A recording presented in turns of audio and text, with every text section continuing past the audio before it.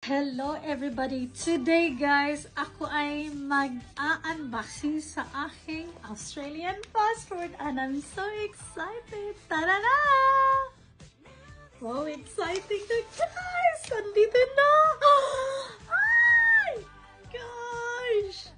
Oh my God! Grabe guys, parang feeling ko talaga namanas ako dito ah. Uy, kakaloka! Ano ba to? Wow, mag-expire siya 2035. And I'm so excited! This is my first Australian passport and I'm so happy. I think it took me probably almost a month, no? Wow, only 4 weeks guys and 10 years!